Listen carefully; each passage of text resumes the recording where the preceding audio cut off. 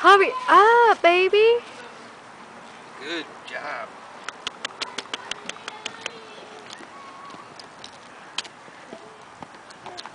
Jackson lười quá à, không chịu đi gì hết à. Okay. Không chịu tập đứng.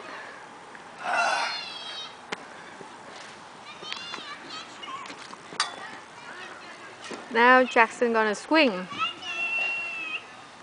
Jackson like swing. Kìa, Jackson. Nè, chó nó chạy nhỏ nó bay đi luôn.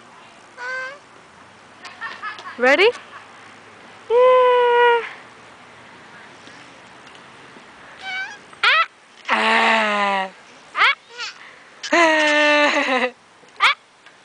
Peekaboo.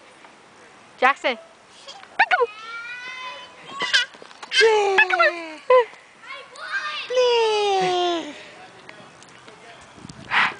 Jackson.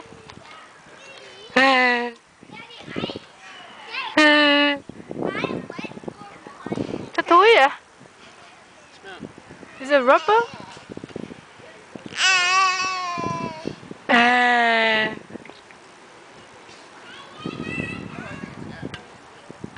Ok, bye bye. Bye bye. Jackson mi gió nè. Mi gió. Fly kiss con. Ngọc Bảo. Fly kiss. Bye bye. Bye bye. Fly kiss. Fly kiss. Bye bye.